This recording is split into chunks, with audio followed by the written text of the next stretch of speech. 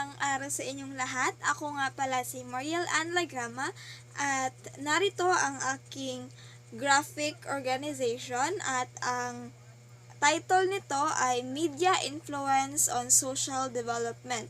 So, meron ako ditong tatlong way. Una ay ang positive influences.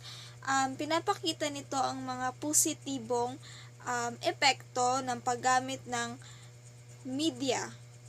At ang pangalawa naman ay ang negative influences o ang mga negatibong epekto sa paggamit ng social media. At ang pangatlo naman ay ang balancing media influence. So dito sa positive influence, meron ako ditong tatlong positive influences.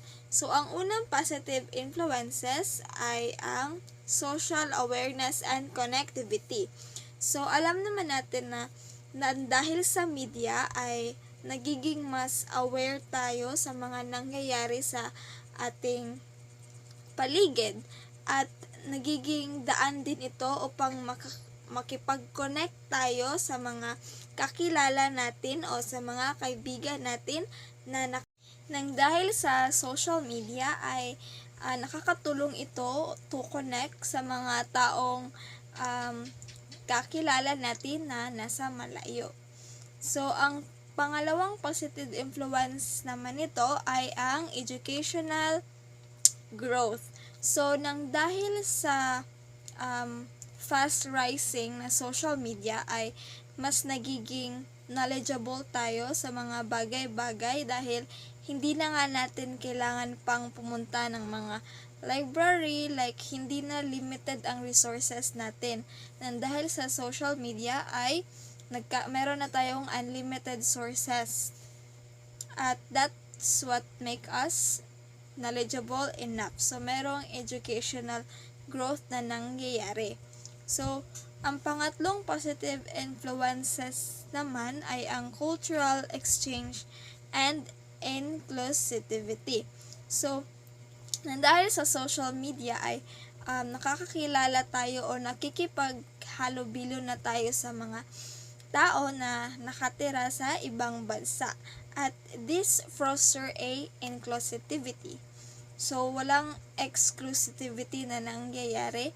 So, dahil sa social media ay nagiging buo or the global thing or us global is already united. So, dito naman tayo sa negative influences ng social media. So, una ay misinformation and fake news.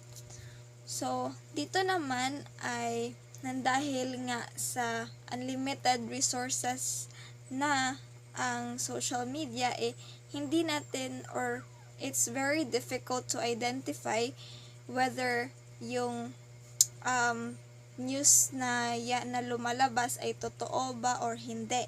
So, it's really important to check the background or the sources of the information bago maniwala. So, ang pangalawang negative influences ay ang cyberbullying and social pressure. So, first is cyberbullying. So, cyberbullying is much more worse than the bullying that is naturally happen in the classroom because dahil sa cyberbullying is makakakita na worldwide. So, lahat ng tao makakakita ng bullying na nagaganap. So, unlike sa physical bullying, the person that are witnessing are those people who are there in the specific situations. But in cyberbullying is all the people can see it. So, next is dissemination and aggression. So, overconsumption of media can reduce empathy and real-life social interactions. So, there are a lot of people because of social media, they are more focused on their social media life instead of having interactions in real life. So, ang last naman ay ang balancing media influence. So, dito sa balancing media influence ay nagpapakita ito ng pagbalance sa positive influences at negative influences. So, dito sa balancing media influence ay una, media literacy education. So, dito ay dapat magiging knowledgeable tayo, or we need to have a media literacy so that we're going to know that what is happening. So, next is parental and community guidance. So, dito sa media influence, it really needs a parental and community guidance, especially to those people or to those children who are underage, so that also they will know the right thing on how to use social media. So, for the last one is ethical media practices. So, promoting accurate reporting and responsible content creation. So, ito ay tumutukoy sa tamang paggamit ng social media. So, narito ang media influences. So, talakay na natin ang positive influences at negative influences. Natakay na rin natin ang balancing media influences. So, depende na talaga sa atin kung paano natin ito gagamitin. So, that's all. Thank you.